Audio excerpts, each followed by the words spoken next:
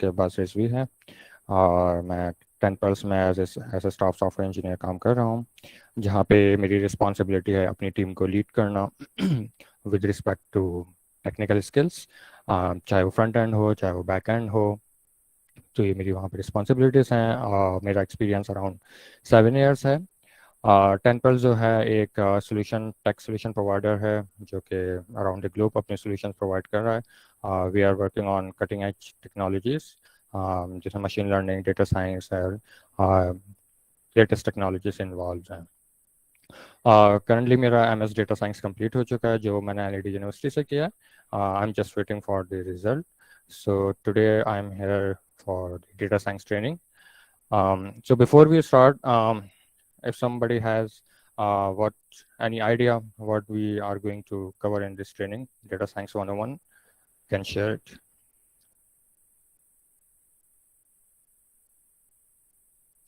Okay, in Data Science 101, we are going to discuss what actually the data science is and इसके क्या concepts हैं, basic concepts क्या हैं, आप start कैसे कर सकते हैं data science से अपना path, क्या स्किल्स नीडेड हैं डेटा साइंस को आगे बढ़ाने के लिए या डेटा साइंटिस्ट के लिए क्या क्या स्किल्स रिक्वायर्ड होती हैं। कुछ हम मिथ्स को डिस्कस करेंगे कि जो कंफ्यूजन है, फॉर एग्जांपल डेटा साइंटिस्ट क्या होता है, डेटा इंजीनियर क्या होता है, and some kind of machine learning technologies जो कि तरीक़ेकार हैं वो हम डिस्कस कर रहे होंगे। We are not going to in the depth of any algorithm, हम सतह पे ही फ्लोट करेंगे और हम एक ब्रॉड वे में चीज़ों को डिस्कस कर रहे होंगे। So that's about agenda for today's training. So first one is why data science, हम इस ट्रेनिंग को क्यों अटेंड कर रहे हैं, डेटा साइंस क्यों है। तो सबसे पहले इसको डिस्कस करने के लिए let me show you data generation rate. ये एक चार्ट है जो कि पब्लिश किया गया है, जिसमें हम ये देख सकते हैं कि डिफरेंट काइंड्स ऑफ डेटा यहाँ पे रिप्रेजेंट किया हुआ है। For example first one is WhatsApp पे कितने मैसेजेस शेयर किए जाते हैं, तो इट्स अराउंड 41 मिलियन मैसेजेस।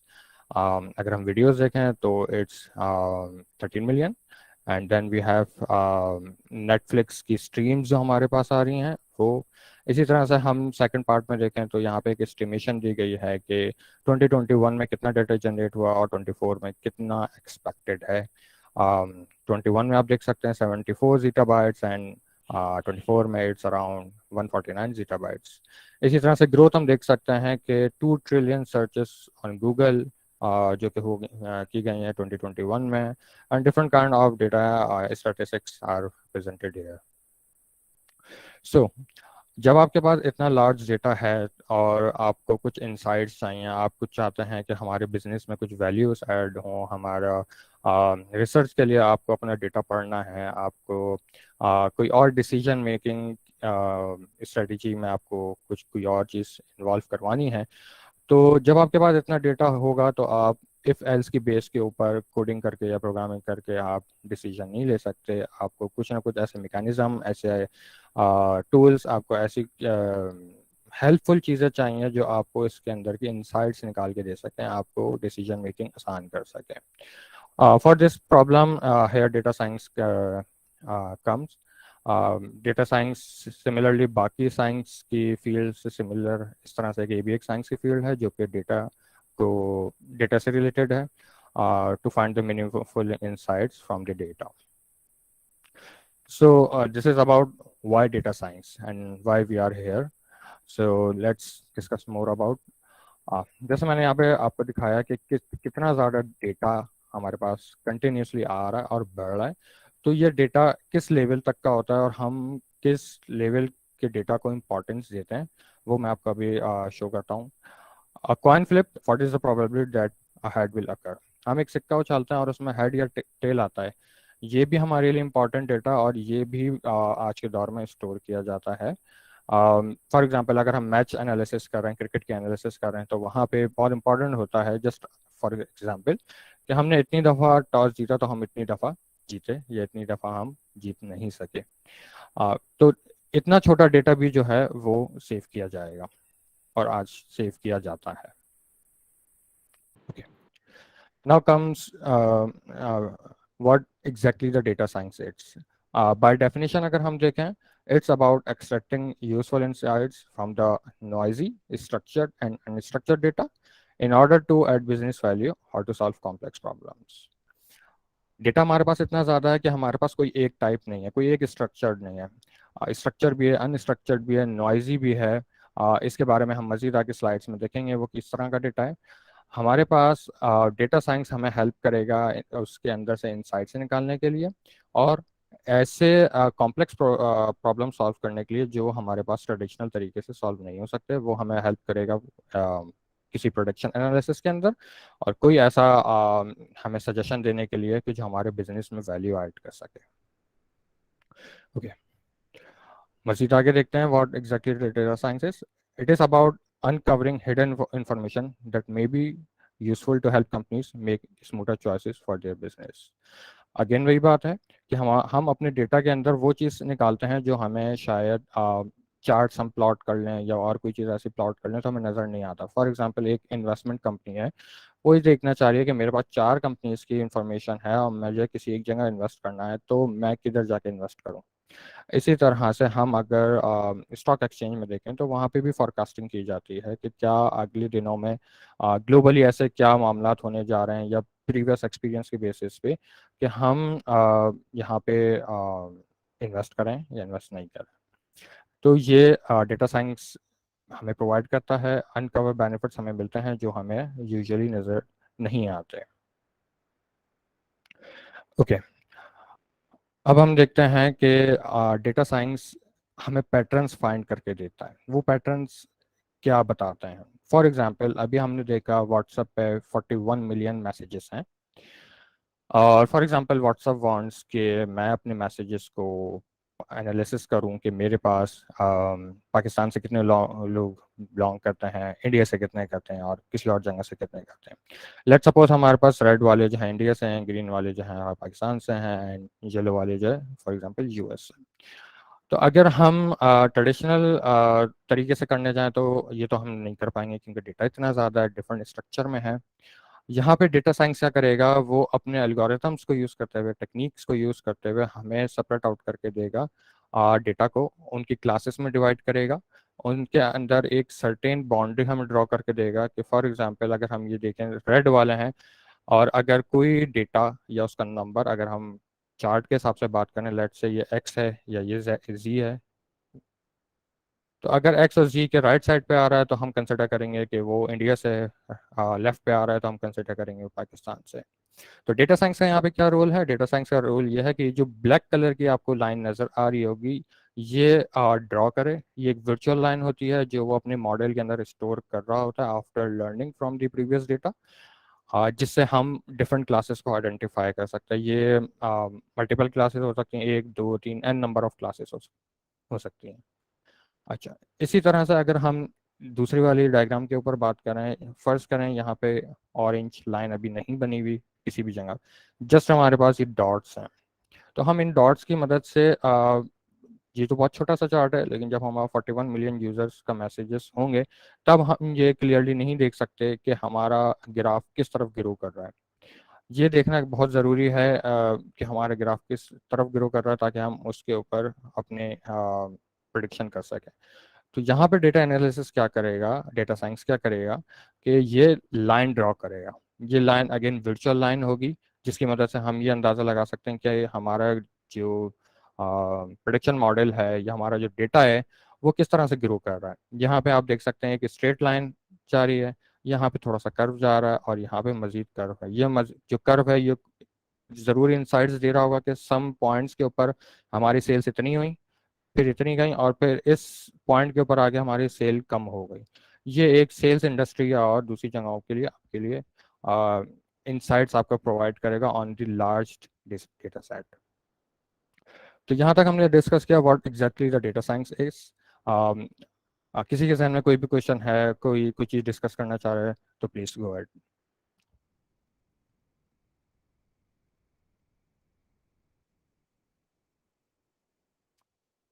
यहाँ तक सब कुछ क्लियर है?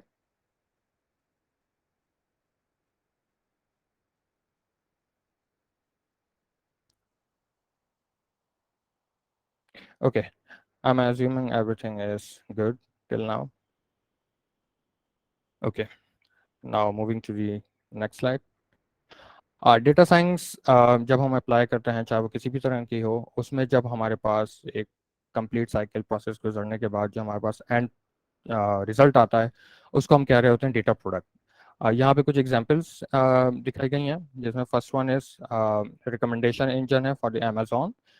सिमिलरली रिकमेंडेशन इंजन है फॉर नेटफ्लिक्स। अमेजोन के ऊपर या बहुत सारी जगहों पे आपने देखा होगा कि साइड में हमारे पास रिकमेंडेशन आ रही होती हैं। वो रिकमेंडेशन जो है एक डेटा साइंस प्रोडक्ट है। इसी तरह से नेटफ्लिक्स पे आपने देखा होगा कि आपको न्यू मूवीज की सजेशन आ रही होती है, वो भी एक डेटा साइंस प्रोडक्ट है। तो अमेजोन और नेटफ्लिक्स ने दोनों ने क्या किया है कि बेस्ड ऑन आवर लोकेशन, हम किस रीजन में लाया कर रहे हैं, हम क्या पसंद करते हैं और हमारे एज ग्रुप के लोग क्या पसंद करते हैं, हमारे कल्चर में क्या चीज़ पसंद की जाती है, उसके बेस के ऊपर उनका डेटा साइंस का एक मॉडल कम्प्लीटली ट्रेन हुआ हुआ है, जो हमारी एनालिसिस करने के बाद हमें ये बताता है कि हमें कौन सी मूवी रिकमेंड हमें रिकमेंड करता है, इसी तरह से नेटफ्लिक्स पे रिकमेंड करता है। तो ये वर्किंग एग्जांपल्स हैं हमारे सामने जहां हम डेटा साइंस प्रोडक्ट देख सकते हैं। ओके, क्योंकि ये एक जो हमारी ट्रेनिंग है, ये हमारा एक वन ओवर ट्रेनिंग है, जिसमें हम ये डिसाइड कर रहे हैं या डिस्कस कर रहे हैं कि वो कौन सी स्किल्स हैं या वो कौन सी चीज़ें हैं जो एक डेटा साइंटिस्ट में होंगी होती हैं, और वो उन चीज़ों को अचीव करने के लिए डेटा साइंस के पूरे कोर्सेज अवेलेबल हैं, और उसका एक पाथ भी पूरा इंटरनेट पे अवेलेबल है। उसको जस्ट कंसाइज करके यहाँ पे शो किया गया हुआ है कि एक डेटा साइंटिस्ट के लिए क्या क्या स्किल्स रिक्वायर्ड है। फॉर एग्जाम्पल, सबसे पहले हम यहाँ देखें तो कंप्यूटर साइंस आईटी है। सेकंड साइड पर देखते हैं तो मैथ एंड स्टैटिस्टिक्स है। और सबसे नीचे देखते हैं तो डोमेन नॉलेज या बिजनेस नॉलेज है। उसमें एक छोटा सा पार्ट आपको नजर आएगा सॉफ्टवेयर डेवलपमेंट का।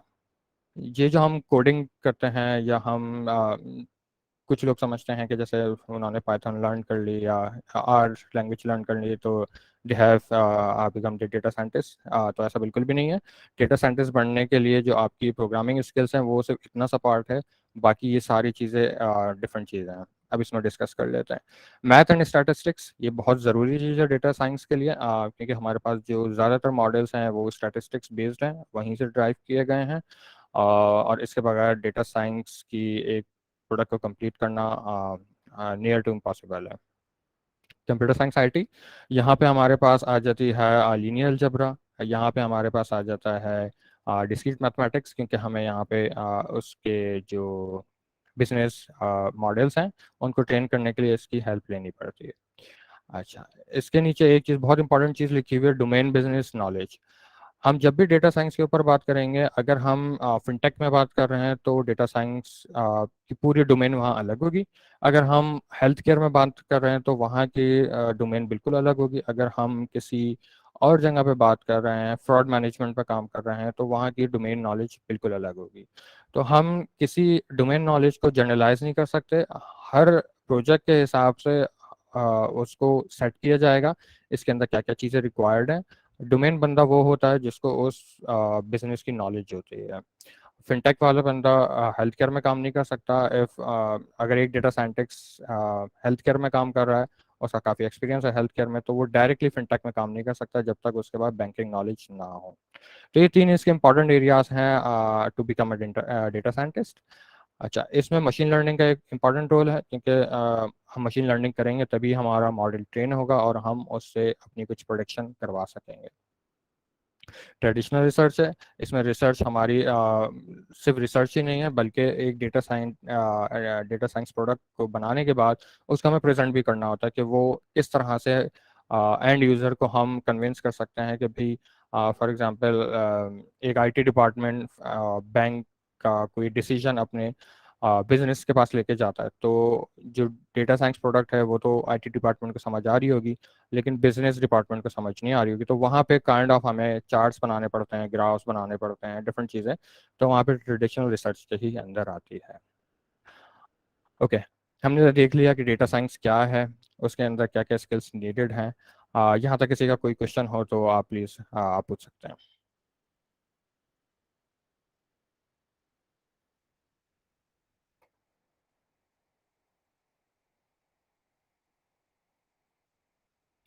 ओके, एक काफ़ी बड़ी कन्फ्यूजन अमूमन देखने को आई है कि data scientist, data engineer, data analyst, नाम से ऐसा लगता है कि ये सब कुछ सेम है। कन्फ्यूजन भी इसमें रहती है, तो अभी हम इसको डिस्कस कर लेते हैं कि ये तीनों अलग अलग हैं और तीनों अलग अलग किस तरह से हैं। सबसे पहले हम डेटा साइंटिस्ट की बात कर लेते हैं। डेटा साइंटिस्ट एक वो बंदा है जो मशीन लर्निंग और स्टैटिस्टिक्स को यूज़ करते हुए प्रिडिक्शन बना रहा होगा। आप उसको एक मॉडल ट्रेन करेगा, आप उस फिर मॉडल ट्रेन करने के बाद एक क्वेश्चन उस अपने मॉडल को देगा एंड देन उसका एक आंसर मिल जाएगा। ये डेटा साइंटिस्ट का रोल है। उसके लिए क्या क्या उसको ज़रूरी है? उसके लिए मैथ ज़रूरी है, प्रोग्रामिंग ज़रूरी है, स्टैटिस्टिक्स ज़रूरी है। अच्छा, इसमें क्या क्या उसके टेक्नोलॉजीज यूज़ होती हैं वो भी यहाँ पे लिस्ट डाउन की गई है। एसक्यूएल भी यूज़ किया जा सकता है, पाइथन और आर यूज़ किया जा सकता है। अच्छा, अब हम बात करते हैं डेटा इंजीनियर की। डेटा इंजीनियर वो बंदा होता है जो क्योंकि डेटा बहुत ह्यूज अमाउंट में है, तो समबडी रिक्वायर्ड हेयर कि उसको सही तरीके से मैनेज करे। तो डेटा इंजीनियर का काम यहाँ पे यह है कि वो डेटा को सही तरीके से ऑप्टिमाइज करके अपने पास सेट करे और डेटा साइंटिस्ट को हेल्प आउट करे to get the data in right format. तो डेटा इंजीनियर जो डेटा साइंटिस्ट का प्री रिक्विजिट होता है, वो डेटा फॉर्मेट करके डेटा साइंटिस्ट को देता है कि here is the data, now you can go on. इसके लिए क्या स्किल्स रिक्वायर्ड है डेटा इंजीनियर के लिए? Programming obviously, big data and cloud, क्योंकि जो इतना बड़ा डेटा है वो फिजिकल डिवाइसेस में स्टोर नहीं किया जाता, वो ज़्यादातर क्लाउड में ही होता है, या इसको फिजिकल में भी किया जा सकता है एज पर दी नीड। अच्छा, टेक्नोलॉजीज इसमें क्या इस्तेमाल होती हैं? Quite same, SQL, Python, cloud and distributed programming. Distributed programming इस वजह से कि हमें मुख्तलिफ सर्वर्स अपने मेंटेन करने पड़ते हैं जहाँ पे हम अपना डेटा रख सकें, ताकि डिफरेंट क्लस्टर्स बन सकें उसके ऊपर। Now come let's come to the data analyst. Data analyst वो बनता है जो आपकी बिजनेस वैल्यू को कम्युनिकेट करेगा और जिसके पास बिजनेस नॉलेज भी होगी। यानी हमने एक प्रोडक्ट बना ली, डेटा इंजीनियर ने डेटा साइंटिस्ट को डेटा दे दिया, डेटा साइंटिस्ट ने अपना प्रोडक्ट या मॉडल ट्रेन कर लिया। अब डेटा एनालिस्ट क्या करेगा कि उस मॉडल्स के या उस प्रोडक्शन से डिफरेंट चार्ट्स या डिफरेंट विजुअलाइजेशन बना रहा होगा, जो आपके बिजनेस मॉडल को या बिजनेस टीम को कम्युनिकेट करने के लिए फ़ायदेमंद होगी। क्योंकि हम डायरेक्टली प्रोग्रामिंग हम नहीं दिखा सके, हमें वी नीड समथिंग जिसके थ्रू हम रिप्रेजेंट कर सकें कि हमारा डेटा मॉडल या डेटा प्रोडक्ट क्या कह रहा है।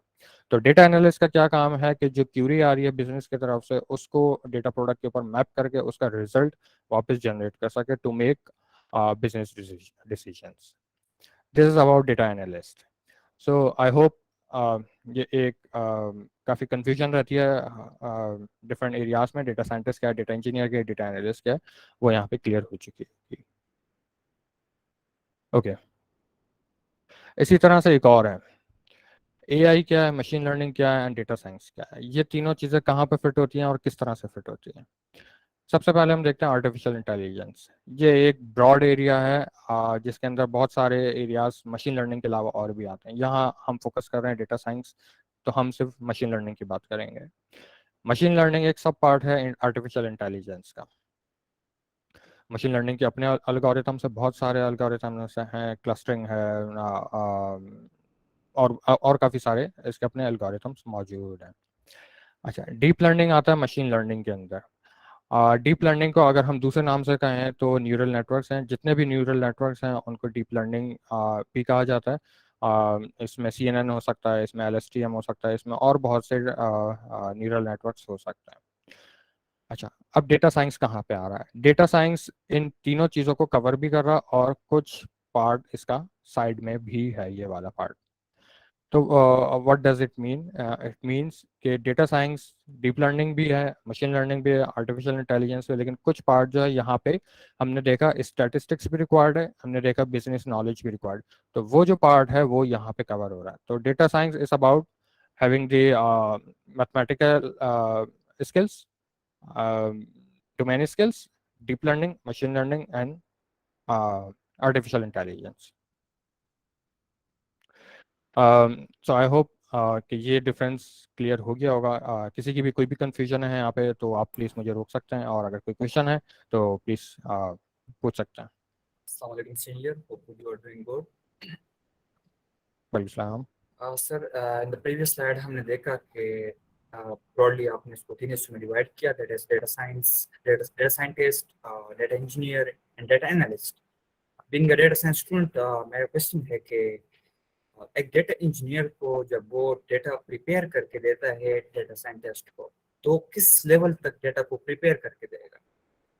आई बिल्कुल सही। मीन के सारी dimensional, even from the basic exploratory data analysis से लेके बेसिक प्री प्रोसेसिंग के लेके डेटा माइनिंग, जितनी भी टेक्निक्स है, लेट्स से क्लासिफिकेशन का कोई प्रॉब्लम है, sampling, under sampling, data balanced है और अनबैलेंस्ड है, सब चीज़ों को देख के, इवन उसमें फीचर सिलेक्शन जो प्रिंसिपल कंपोनेंट एनालिसिस है, वो सब कुछ करके वो एक डेटा साइंटिस्ट को अपनी डेटा देगा। बहुत अच्छा क्वेश्चन है ये। नहीं, ऐसा नहीं होगा। डेटा इंजीनियर जो है ऐसी कोई भी फिल्ट्रेशन या डेटा माइनिंग स्ट्रेटेजीज या फीचर इंजीनियरिंग करके नहीं देगा। वो डेटा साइंटिस्ट का काम है। डेटा साइंटिस्ट जो है उस फॉर्मेट में प्रोवाइड करेगा। कभी कभार हमें सीएसवी डेटा चाहिए होता है, कभी हमें चंक्स में डेटा चाहिए होता है, कभी हमें फिजिकल डेटा चाहिए होता है, कभी हमें किसी स्टोरेज पे डेटा चाहिए होता है। तो वो डेटा इंजीनियर का काम यह है कि हमें जस्ट उस फॉर्मेट में प्रोवाइड करे डेटा। उसके बाद मजीद जितनी स्ट्रेटेजीज उसके ऊपर अप्लाई होनी है वो डेटा साइंटिस्ट का काम है। चाहे उसमें डेटा माइनिंग हो, चाहे उसमें क्लीनिंग हो डेटा की, चाहे उसमें फीचर सिलेक्शन हो, चाहे उसमें और मजीद जो स्टेप्स हैं डेटा साइंस के, वो डेटा साइंटिस्ट का रोल होगा वहाँ पे। So that basically means the person who is a database engineer, जिसको database में specializations है, so he could like take this job. Exactly, he could go with this job, but he should have the knowledge of big data terminologies. For example, Hadoop है हमारे पास Spark है जो हमारे पास cluster चलाता है। तो ये सारी चीज़ें अगर आपके पास हैं तो obviously you can go for the big data engineer. Well, hope so. It's clear. Thank you so much for this. Thank you. मजीद कोई क्वेश्चन किसी का?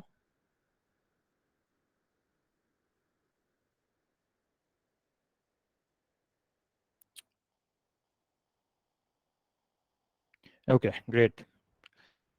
Proceed. Okay, here we can see data science cycle. ये बहुत important चीज़ है समझने के लिए कि हम कहाँ से शुरू करते हैं और कहाँ जाके एंड कर रहे होते हैं इसके। तो जो नंबर वन है वो बिजनेस अंडरस्टैंडिंग। जैसे मैंने पहले भी कहा कि अगर हम फिनटेक का डेटा साइंस का कोई प्रॉब्लम सॉल्व करने जा रहे हैं तो वो हेल्थ केयर पे अप्लाई नहीं होगा। हेल्थ केयर का करने जा रहे हैं तो वो किसी और जगह फ्रॉड डिटेक्शन पे नहीं होगा। तो सबसे पहले हमने बिजनेस की अंडरस्टैंडिंग लेनी है कि उसमें हमें प्रॉब्लम क्या है, हमारा प्रॉब्लम स्टेटमेंट क्या है, और हमें उसमें क्या गोल रिक्वायर्ड है एट द एंड। तो सबसे पहले हम बिजनेस अंडरस्टैंड करेंगे, उसके बाद हम डेटा माइनिंग करेंगे। जैसा अभी क्वेश्चन पूछा गया कि डेटा माइनिंग या डेटा क्लीनिंग ये डेटा इंजीनियर करेगा, डेटा साइंटिस्ट करेगा, तो बिल्कुल ये डेटा साइंटिस्ट करेगा, डेटा इंजीनियर नहीं करेगा, जैसे यहाँ पे भी मेंशन है। तो डेटा माइनिंग क्या है? डेटा माइनिंग ये है कि उसके अंदर से नेसेसरी इंफॉर्मेशन निकालेगा और स्क्रैपिंग करेगा। स्क्रैपिंग डिफरेंट तरीके से हो सकती है कि वो डेटा मुझे नहीं चाहिए, या डेटा माइनिंग से हम मजीद यूजफुल इंफॉर्मेशन निकाल सकते हैं जो हमारे नेक्स्ट साइकिल के लिए हमें रिक्वायर्ड होगी। डेटा माइनिंग के बाद हमारे पास डेटा क्लीनिंग आती है। क्योंकि डेटा हमारे पास बहुत सारी रिसोर्सेज से आ रहा होता है, तो ज़रूरी नहीं कि डेटा हमारे पास क्लीन हो। क्लीन से मुराद कोई फील्ड ऐसी है जहाँ पे डेटा होना चाहिए था बट वो एम्प्टी है, वहाँ नल है, तो उसको हम फिल कर रहे होंगे, खुद ही से फिल कर रहे होंगे। चाहे हम उसमें एम्प्टी स्ट्रिंग डाल दें, चाहे हम फॉर एग्जांपल कोई एक कॉलम है वेट का, उसके अंदर किसी यूज़र का वेट नहीं है, तो हम क्या करेंगे, सबका एवरेज करके उसके अंदर वेट डाल देंगे। या हम ये कर सकते हैं, उस एज ग्रुप में जो यूजुअली वेट आ रहा होता है हम वो ऐड कर सकते हैं। इसी तरह से बहुत सारी टेक्निक्स इसमें भी अप्लाई होती हैं डेटा क्लीनिंग में, कि हम जो डेटा है उसको सही से क्लीन करें ताकि हमारे लिए जो मॉडल हम बनाने जा रहे हैं वो सही रिजल्ट हमें दे रहा हो। तो डेटा माइनिंग के बाद हम डेटा क्लीनिंग कर रहे होंगे जिसमें हम अपने डेटा को यूजफुल बना रहे होंगे। देन आता है data exploration. Directly before directly jumping into the any modelling, हम डेटा का एक्सप्लोर करते हैं। डेटा को एक्सप्लोर करने से मुराद बिल्कुल ये वाली है जो मैंने यहाँ पे दिखाई, कि अगर हम ये फर्ज करेंगे ऑरेंज लाइन अभी हम यहाँ से हटा दें, हम अपने डेटा को जस्ट डायरेक्टली लाके प्लॉट कर दें, तो हमें कुछ हद तक ये इंसाइट्स मिल जाती है एक छोटे डेटा के ऊपर कि हमारा डेटा किस तरह से मूव हो रहा है, यानी इसका कर्व किस तरह से, कर्व आगे बढ़ रहा है, कर्व आगे कम हो रहा है। तो उसके बेसिस के ऊपर भी हम स्टैटिस्टिकल मॉडल डिसाइड कर सकते हैं कि हमारा डेटा इस तरह से बिहेव कर रहा है, तो हम इस तरह का मॉडल यूज कर रहे हैं। ये जस्ट एक स्टेप हम लेते हैं कभी नहीं लेते, बेस्ड ऑन द डेटा जो हमें मिलता है। Senior, I have a very question in that. Don't you think first we have to cover the exploratory data analysis part of the data, and then on the basis of that we have to move on to feature engineering, that is data mining. So we are basically doing data mining, feature engineering on the basis of exploratory data analysis. The results, the conclusion that we have, we get from the exploratory data analysis. Don't you think that? बिल्कुल, data exploration के बाद ही हम feature engineering करेंगे, क्योंकि वहाँ पे हमें नज़र आएगा कि हमारे पास किस तरह का डेटा मिल रहा है। हमारे पास बहुत सारे फीचर्स हो सकते हैं जो हमें चाहिए भी ना हो, और हो सकता है हमें चाहिए हो, या हो सकता है उन फीचर से हमें मजीद फीचर्स निकालने पड़े। तो डेटा माइनिंग होगी, देन डेटा एक्सप्लोरेशन होगी, देन फीचर इंजीनियरिंग होगी। अभी हम फीचर इंजीनियरिंग पे आते हैं कि वो फीचर इंजीनियरिंग है क्या, इसमें क्या क्या इन्वॉल्व है, ताकि सारे जितने पार्टिसिपेंट्स हैं वो भी इसको जान सकें। I hope I answered your question. Um, आगे डेटा एक्सप्लोरेशन के बाद we have feature engineering. Feature engineering बहुत इंपॉर्टेंट स्टेप है डेटा साइंस में। इसमें क्या किया जाता है कि हमारे पास डिफरेंट, इसको समझने के लिए फॉर एग्जांपल हमारे पास एक टेबल है यूज़र का, जिसके अंदर एक यूज़र है, उसके अंदर उसकी इंफॉर्मेशन है। तो फॉर एग्जांपल उसका जेंडर, उसकी एज, उसकी लोकेशन, उसकी हाइट, ये जितने कॉलम्स होंगे ये सब फीचर्स कहलाए जाएंगे। यानी एक यूज़र है, उसके सारे फीचर्स हैं। ये जो समझाने के लिए था कि आप इसको टेबल से एक रिलेट करके समझ सकते हैं कि फीचर क्या चीज़ हो सकती है। तो फीचर इंजीनियरिंग में यह आता है कि हमें बाज़ औक़ात बहुत सारे फीचर्स मिल रहे होते हैं, हमें नहीं चाहिए होते वो फीचर्स, तो हम उन फीचर्स को ड्रॉप कर देते हैं। और बाज़ औक़ात ऐसा होता है कि वो फीचर्स हमारे पास अवेलेबल नहीं होते, हम उसको खुद से कैलकुलेट करते हैं। फॉर एग्ज़ाम्पल अगर हम इसको ये देखें कि हमारे पास कुछ ह्यूमन रिसोर्सेज के लिए, अगर एचआर के लिए हम वहाँ देखें कि हमारे पास जो पाकिस्तान में सैलरीज हैं वो मंथली होती हैं, जबकि हम अगर यूएस में देखें तो वहाँ पे ईयरली होती है। तो अगर हम पाकिस्तानी डेटा भी यूज़ कर रहे हैं, हम यूएस डेटा भी यूज़ कर रहे हैं, तो हमारे पास जो है इसमें एक कॉन्फ्लिक्ट आएगा कि हम डेटा को किस तरह से हैंडल करें। तो वहाँ पे हम या तो पाकिस्तानी को ईयरली पे कन्वर्ट करके एक नया कॉलम बना रहे होंगे, या यूएस को कन्वर्ट करके हम पाकिस्तानी पे ला रहे हैं। तो इस तरह से हम जो है एक नया फीचर मजीद बना रहे हैं, जो कि हम डेटा को सेम करने के लिए भी यूज़ कर सकते हैं और किसी और मकसद के लिए भी यूज़ कर सकते हैं। तो ये फीचर इंजीनियरिंग है हमारे पास। उसके बाद आता है प्रेडिक्टिव मॉडलिंग। यहाँ पे हम अपना मशीन लर्निंग को ट्रेन करते हैं, और यहाँ पे ही हम अपनी परफॉर्मेंस भी चेक करते हैं कि हमारी परफॉर्मेंस क्या है, हमारा जो मॉडल है वो किस लेवल तक का ट्रेन किया गया है। इसके अंदर मज़ीद कुछ डिटेल्स हैं, वो हम आगे मज़ीद स्लाइड्स में देखेंगे जाके। जब हमारे पास ये सारे मॉडलिंग आ जाती है, देन हम विजुलाइजेशन करते हैं कि हमारा जो मॉडल है वो हमें क्या रिजल्ट दे रहा है। विजुलाइज करके हम देखते हैं कि हमारे पास सही रिजल्ट्स आ भी रहे हैं या नहीं आ रहे। अगर विजुलाइजेशन पे हमें लगता है कि कुछ मसला है, तो ये साइकिल हम रिपीट कर सकते हैं किसी भी एक स्टेज पे आके। हम डायरेक्ट फीचर इंजीनियरिंग पे भी जा सकते हैं, कोई हम फीचर हटा भी सकते हैं, हम अपना कोई एल्गोरिथम चेंज भी कर सकते हैं। तो ये साइकिल घूमता रहता है अपना, बेस्ड ऑन द क्राइटेरिया कि हमने क्या क्राइटेरिया सेट किया हुआ एंड प्रोडक्ट के लिए। ओके, ये डेटा साइंस एक साइकिल है। मॉडल की बहुत ज़्यादा बात होती है, डेटा साइंस में मॉडल है, वो मॉडल क्या चीज़ है बेसिकली। तो समझने के लिए जस्ट इसको इस तरह से देखते हैं। मॉडल बहुत सारे हो सकते हैं, डिफरेंट तरीके के हो सकते हैं। यहाँ पे जस्ट एक छोटी सी एग्जांपल कि हमारे पास एक इक्वेशन है y = mx + b, जो कि एक इक्वेशन है स्ट्रेट लाइन की। हम x की वैल्यू देंगे y आ जाएगा, y की वैल्यू देंगे x आ जाएगा, अगर हम इसको चेंज कर दें। तो यहाँ पे हम कर क्या रहे हैं, हमने देखा कि पिछली स्लाइड में हमारे पास एक ग्राफ था जिसके ऊपर कुछ डॉट्स थे। अगर हम उन डॉट्स की इक्वेशन फाइंड कर लें तो हम नेक्स्ट पॉइंट भी प्रेडिक्ट कर सकते हैं। यानी अगर हमारे पास यहाँ तक के डॉट्स हैं और हम उसकी इक्वेशन फाइंड कर लेते हैं, तो फिर हम आगे तक के भी प्लॉट डॉट्स फाइंड कर सकते हैं। तो same goes with the model. यानी हमें क्या करना है, y equal to M X plus B. y क्या है, वर्टिकल कोऑर्डिनेट है, x क्या है, हॉरिजॉन्टल कोऑर्डिनेट है, b जो है एक बाइस्ड वैल्यू होती है जो एडिशनल ऐड किया है। हमें सिर्फ और सिर्फ m की वैल्यू फाइंड करनी है। m की वैल्यू हम किस तरह से फाइंड कर रहे होंगे, हम पिछले जो हमारे डेटा प्रोवाइडेड है उन सब का कम्बिनेशन मिला के हमें इस पैरामीटर की वैल्यू फाइंड करनी है। तो व्हाट इज मॉडल, मॉडल जो है उन हिडन वैल्यू, उन हिडन पैरामीटर्स को हम फाइंड करते हैं जिसकी मदद से वो जो डेटा है वो जनरेट हुआ होता है, क्योंकि हमें नहीं पता वो किस तरह से जनरेट हुआ है। तो हम उन पैरामीटर्स को फाइंड करने जाते हैं, जब वो हमें पैरामीटर्स मिल जाते हैं तो हम कोई भी वैल्यू उसमें पुट करके हम उसका नेक्स्ट रिजल्ट गेट कर सकते हैं। वो पैरामीटर एक भी हो सकता है, दो भी हो सकते हैं, तीन भी हो सकते हैं। यहाँ पे एम है, वहाँ यहाँ पे M N N number of parameters हो सकते हैं। ये चीज़ समझाने के लिए था कि इक्वेशन के न्यूरल नेटवर्क में जाएंगे, वहाँ डिफरेंट मैथमेटिक्स होगी, वहाँ पे डिफरेंट रिप्रेजेंटेशन होगी mathematical.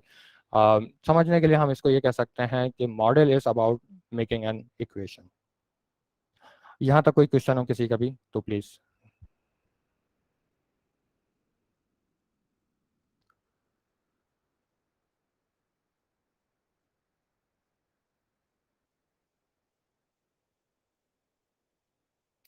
Okay, I am assuming everything is good here. Okay, हमने यहाँ पे देखा था, हमने प्रोडक्टिव मॉडलिंग की, यहीं पे हमने ट्रेनिंग भी की और हमने अपना रिजल्ट भी फाइंड आउट किया कि सही है या नहीं। अब हम ये कैसे जज करते हैं कि हमारा मॉडल सही आ रहा है या नहीं आ रहा। तो जैसे ही हमारे पास डेटा आता है, जिस जिस साइज का भी डेटा हो, हम उसको डिवाइड कर लेते हैं टेस्ट डेटा में और ट्रेन डेटा में। हम सेम डेटा के ऊपर उसकी ट्रेनिंग करवाते हैं, यानी हम मॉडल जनरेट करवाते हैं। मॉडल जो है हमारे वही पैरामीटर्स हमें फाइंड करके देता है, जिसकी वजह से हम फिर प्रोडक्शन कर रहे होते हैं। जब हमारे पास मॉडल बन जाता है तो फिर हम उसकी टेस्टिंग करते हैं। टेस्टिंग उस 30% डेटा से करते हैं जो हमने इनिशियली रिजर्व किया होता है। यानी हमारे पास 10 MB का डेटा आया, फॉर एग्जांपल 10 MB का डेटा आया, तो हमने 7 MB जो डेटा है उसको ट्रेनिंग के लिए यूज़ कर लिया और 3 MB जो है हमने ट्रेनिंग टेस्टिंग के लिए यूज़ कर लिया। ये सेम डेटा को इसलिए किया जाता है कि ताकि हम मेक श्योर कर सकें कि जो पैरामीटर्स टेस्ट डेटा में थे वही ट्रेन डेटा में, तभी हम उसके सही फिगर्स मालूम कर सकते हैं। अगर हम अलग अलग डेटा यूज कर रहे होंगे तो हो सकता है एक फीचर टेस्ट में हो तो वो ट्रेन में ना हो, जो ट्रेन में हो वो टेस्ट में ना हो। तो इसीलिए इसका बेस्ट प्रैक्टिस ये होती है कि हम 70-30 का रेशियो रखें। इसको चेंज किया जा सकता है एज पर योर नीड। तो इस तरह से हम टेस्टिंग और ट्रेनिंग और टेस्ट डेटा को यूज कर रहे होते हैं। अच्छा, यहाँ देख लेते हैं एक और चीज़, बड़ी इंपॉर्टेंट चीज़ है डेटा क्लासिफिकेशन। जैसे हमने इनिशियली बात की कि बिल्कुल पहली स्लाइड में, कि डेटा हमारे पास आता है डिफरेंट तरीके का। इसमें स्ट्रक्चर्ड भी होता है, अनस्ट्रक्चर्ड भी होता है और सेमी स्ट्रक्चर्ड भी होता है। इतनी तरह का डेटा है। जब ये डेटा साइंस जो है सामने आया है, तो इसको समझते हैं स्ट्रक्चर डेटा क्या चीज़ होती है। स्ट्रक्चर डेटा वो डेटा है जो हमारे पास एक प्री डिफाइंड डेटा मॉडल के अंदर हो, टेबुलर हो। जो डेटाबेस में हमारे पास डेटा है वो स्ट्रक्चर डेटा है, वो एक सर्टेन फॉर्मेट के साथ सेव हुआ हुआ है। अच्छा, इसकी एग्जांपल्स भी दी हुई हैं, डेट्स है, फोन नंबर है, social security number. Unstructured data क्या है? अनस्ट्रक्चर्ड डेटा ऐसा डेटा है जिसका कोई डेटा मॉडल बताया नहीं गया है, जिसका कोई प्री डिफाइंड स्ट्रक्चर ना हो। वो इमेजेस भी हो सकते हैं, वो वीडियोस भी हो सकते हैं, वो फाइल्स भी हो सकती हैं, वो फॉर्म्स भी हो सकते हैं, वो कोई भी चीज़ हो सकती है।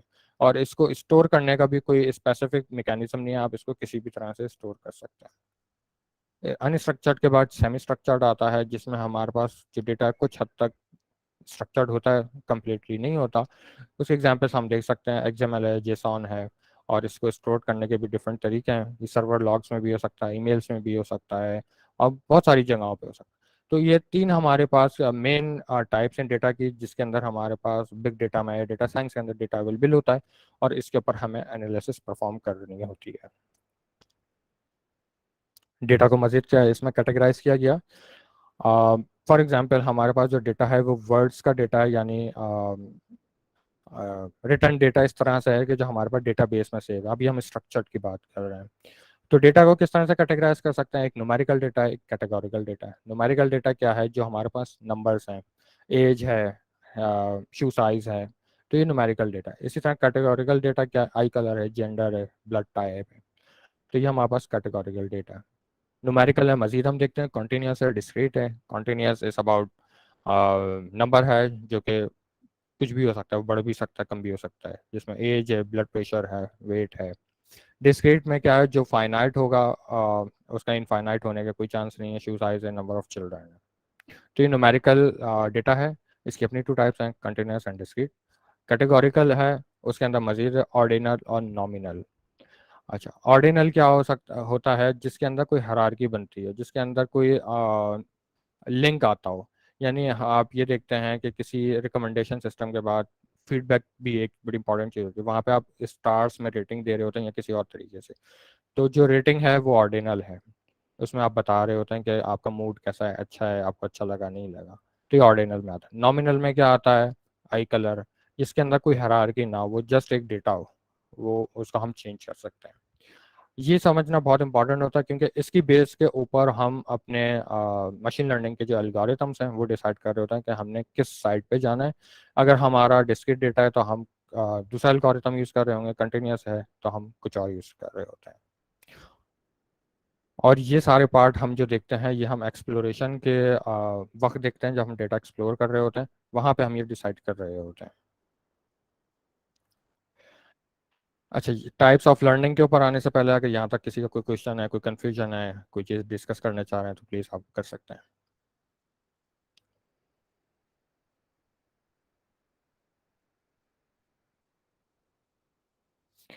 ओके, टाइप्स ऑफ लर्निंग ये स्पेसिफिक टू मशीन लर्निंग है। इसमें मेनली हमें तीन टाइप्स नज़र आती हैं। सुपरवाइज्ड है, अनसुपरवाइज्ड है, रीइंफोर्समेंट है। सुपरवाइज्ड नाम से जाहिर हो रहा है कि हम उसको पहले से बता रहे हैं कि इस तरह से उसने लर्न करना है। अनसुपरवाइज जो है कि वो उसको बताया नहीं जाता, वो खुद से लर्न करता है। और री ये है कि हम एक लर्निंग हुई और उसके बाद हम दोबारा इसको इन्फोर्स करते हैं कि इसने मजीद लर्निंग करनी है based on the previous experience. Supervised क्या चीज़ होती है? सुपरवाइज ये चीज़ होती है कि फॉर एग्जांपल बैंक का केस ले लेते हैं कि हमारे पास तीन यूज़र्स आते हैं, तीनों को लोन चाहिए। और इसी तरह से हम हिस्टोरिकल डेटा देखते हैं जिसमें हमारे पास यूज़र्स मौजूद हैं कि फ़ला यूज़र को दिया गया लोन तो उसने वापस किया, फ़ला को नहीं दिया, फ़ला को दिया हो तो उसने वापस नहीं किया। तो ये हमारे पास पूरा एक पैटर्न बना हुआ है। हम वो पैटर्न अपने लर्निंग एल्गोरिथम को दे देते हैं, वो उस लर्निंग एल्गोरिथम से उसके पैरामीटर्स फाइंड कर लेता है कि किस पैरामीटर्स के थ्रू को यूज़ करते हुए हम ये प्रोडिक्ट करेंगे कि हमारा जो लोन है वो वापस आएगा या नहीं आएगा। तो इसमें क्या हुआ कि हमने प्रीवियस एक्सपीरियंस दे दिया सुपरवाइज्ड के लिए कि भाई ये डेटा मेरा पिछला है, इसको लर्न करो और इसी के बेस पे अब अगले डिसीजन हमें बताना। सुपरवाइज में मजीद आ जाती हैं क्लासिफिकेशन, रिग्रेशन। रिग्रेशन हम देख सकते हैं कि कहाँ कहाँ यूज़ हो रही है, इसी तरह से क्लासिफिकेशन। अनसुपरवाइज्ड क्या है? अनसुपरवाइज्ड ऐसी चीज़ है कि जहाँ पे हमें खुद भी नहीं मालूम कि डेटा का क्या पैटर्न बन रहा है, किस तरह से बन रहा है। तो वहाँ पे हम क्या करते हैं, अनसुपरवाइज्ड के एल्गोरिथम्स यूज़ कर रहे होते हैं, जिसमें क्लस्टरिंग है, डायमेंशनलिटी रिडक्शन है। इसमें क्या होता है कि एल्गोरिथम खुद से डिसाइड करता है बेस्ड ऑन द सिमिलैरिटी कि अगर तीन नोड्स हैं और दो नोड्स में सिमिलैरिटी आ रही है तो इसका मतलब वो किसी एक क्लास से बिलोंग करते हैं, और एक है उसमें वो सिमिलैरिटी नहीं है, इट मीन्स कि वो किसी और क्लास से बिलोंग करता है। अगर हम इसको यहाँ पे देखें तो ये क्लस्टरिंग की गई है। ये तीन क्लासेस इसने बना दी मॉडल ने कि ये तीन क्लासेस हैं और इनको खुद ही से इसने सेपरेट आउट कर दिया। तो ये क्लस्टरिंग कहलाएगी और अनसुपरवाइज्ड वर्जन कहलाएगा लर्निंग।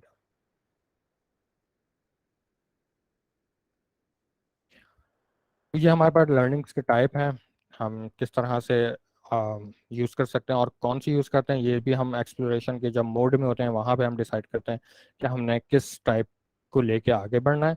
और बाज़ औक़ात ये होता है कि जब हम पूरा प्रोसेस कवर कर लेते हैं, देन हमें रियलाइज़ होता है कि नहीं, हम इसमें कोई और एल्गोरिथम यूज़ कर सकते हैं या उसकी वैल्यूज़ को चेंज कर सकते हैं, जिससे हमारे रिजल्ट्स में बेहतरी आ सकती है।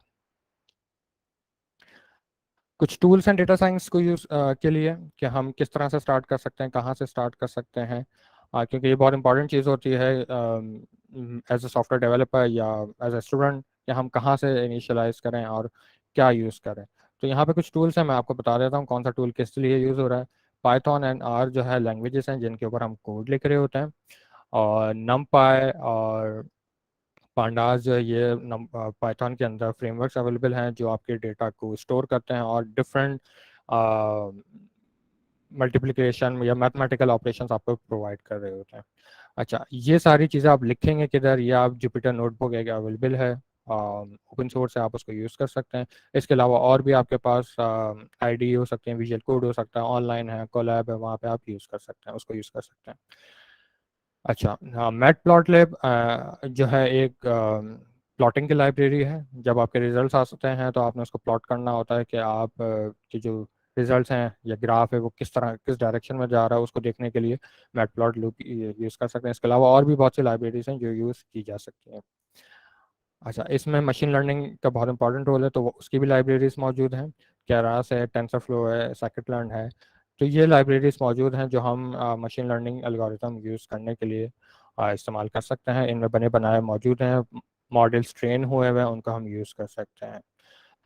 So these are some tools, and those can be used for the data science project. Um, thank you. यहाँ मेरे ईमेल एड्रेस है, जो मेंशन है, लिंक्डइन है, आप मुझे अप्रोच कर सकते हैं any time for any query, any question.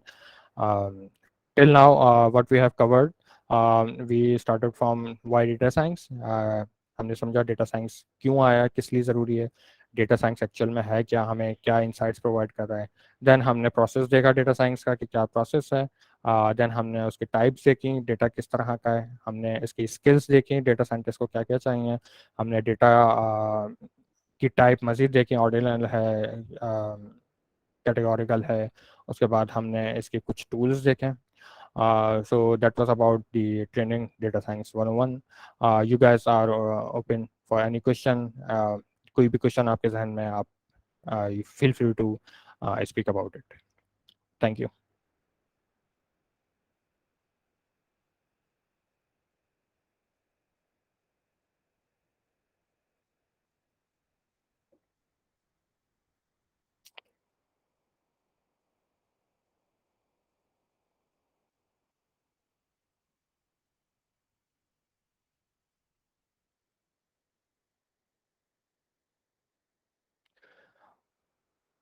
Let me check messages.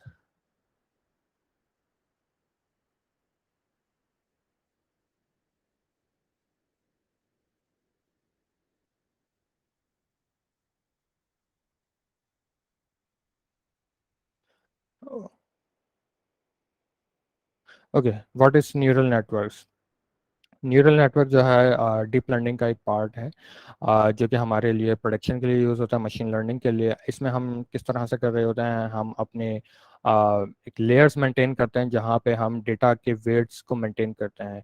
कि फॉर एग्जांपल हमारा प्रीवियस डिसीजन ये था, तो उसके बेस के ऊपर हमारे पास डिफरेंट लेयर्स होती हैं, उन डिफरेंट लेयर्स के अपने अपने वेट्स हैं, और उन वेट्स की मदद से हम एक न्यू प्रोडक्शन कर रहे होते हैं, जो कि डीप लर्निंग का पार्ट है। So this is neural network जो कि हमारे लिए यूज़फुल होते हैं कॉम्प्लेक्स प्रॉब्लम्स के लिए।